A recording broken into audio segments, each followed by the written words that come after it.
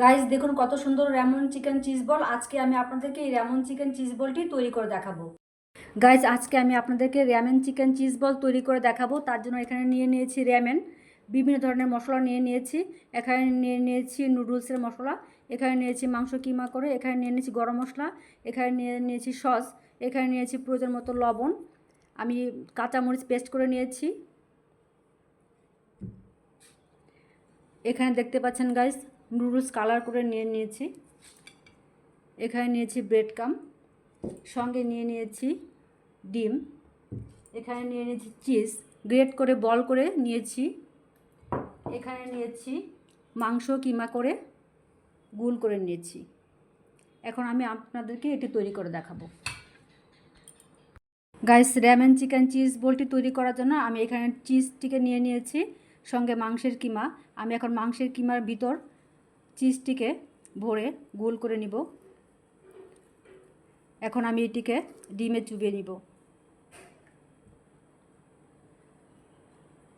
Guys এখন এটিকে আমি ডিমে মিশিয়ে নিয়েছি। এখন আমি এখানে রেমেনে দিয়ে বল করে নিচ্ছি। এভাবে আমি সবগুলিকেই তৈরি করে নিব। গাইস আমি রেমেন চিকেন বলটিকে ডিমে ভরিয়ে নিব। তারপর আমি ব্রেড ক্রাম্বস দিয়ে দিব। এভাবে করে ঘুরে ঘুরে গোল করে নিব। এটিকে আমি দুইবার কোট করে নিব। বলটিকে ডিমে চুবিয়ে নিব। তারপর আমি এটিকে নুডলসে দিয়ে দিব কালারের জন্য। তো দেখুন গাইস কত সুন্দর দেখা যাচ্ছে আমাদের বলটি তৈরি হয়ে গেল। গাইস এখন শুধু ভাজার পালা।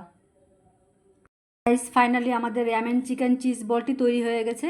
তো গাইস দেখুন কত সুন্দর হয়েছে। আমি একটি বল আপনাদেরকে কেটে দেখাচ্ছি, ভিতরটা কত সুন্দর দেখতে।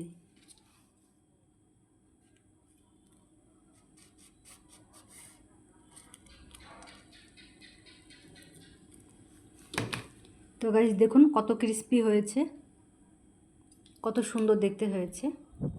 গাইস আমার রেসিপিটি যদি আপনাদের ভালো লাগে তাহলে প্লিজ লাইক কমেন্ট শেয়ার করবেন, সাবস্ক্রাইব করবেন।